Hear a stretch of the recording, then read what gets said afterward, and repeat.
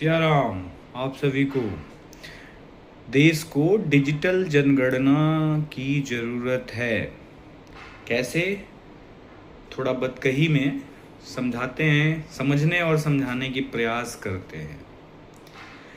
जनगणना देश में क्यों करी जाती है? किसी भी देश में जनगणना इसलिए करी जाती है ताकि देश के संसाधनों पे सभी का बराबर का हक हो। ऐसा सभी देश का कॉन्सेप्ट में होता है।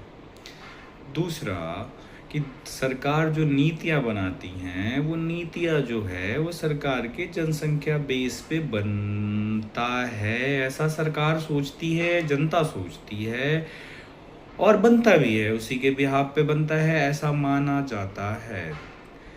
और एक वजह है जनसंख्या करने का बहुत इम्पोर्टेंट, जो कि सबसे इम्पोर्टेंट वजह है वो ये है कि जनसंख्या के बिहाफ पे ही देश में कितने एमएलए कितने एमपी होंगे ये डिसाइड करी जाती है।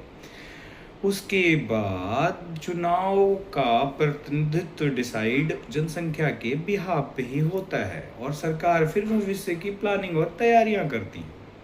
लेकिन अब सवाल यहाँ पे ये बनता है कि जिस देश का यूपीआई पूरे वर्ल्ड में एक यूनिक आइडिया बना हुआ है, क्या वही देश अब इस समय जनसंख्या को फिजिकली एक्सरसाइज बना के करा रहा है, जिसमें देश का एक बहुत ज़्यादा बजट और देश के बहुत असंख्य शिक्षक और सरकारी कर्मियों का समय खराब होने वाला है?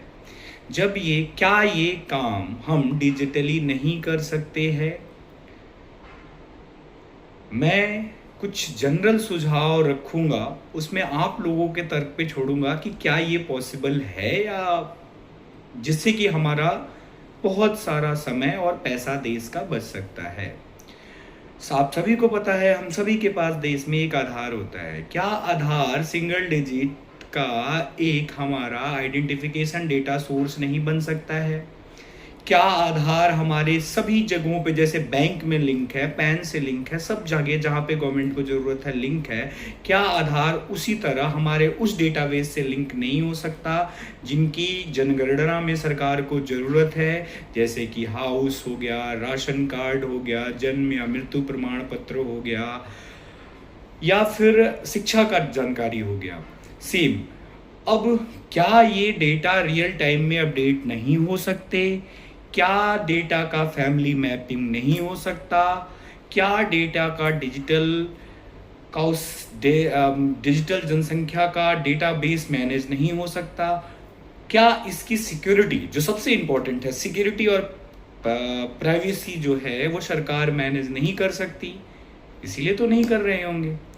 जब किसी डेटा का सिक्योरिटी और प्राइवेसी जब इंक्रिप्टेड करके हमारे खुद के डेटा सोर्स में रिकॉर्ड रहेगा, तो हमारा डेटा सोर्स में हम डिजिटली इस एक्सरसाइज को इतना आसान बना सकते हैं, शायद जो मैं बोल रहा हूँ उससे भी आसान ये बातें बन सकती हैं, क्योंकि देश में डिजिटल इंडिया में बहुत से बड़े साइंटिस्ट बैठे हैं, आईटी के विशेषज्ञ बैठे हैं, कंप्यूटर के महारथी बैठे हैं, सरकार के पास भी बहुत बुद्धिजीवी लोग हैं।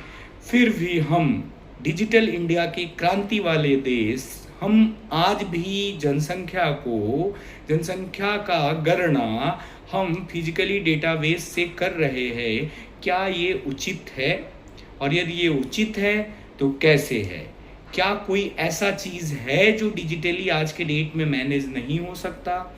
क्या कुछ ऐसी सरकार की धारणा है जो कि फिजिकली वेरिफिकेशन से निकल के आता है?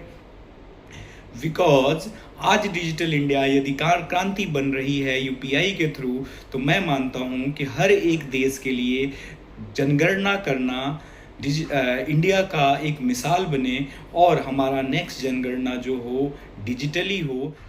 सोचिएगा जरूर इस मुद्दे पे। जय सिया राम, हर हर महादेव।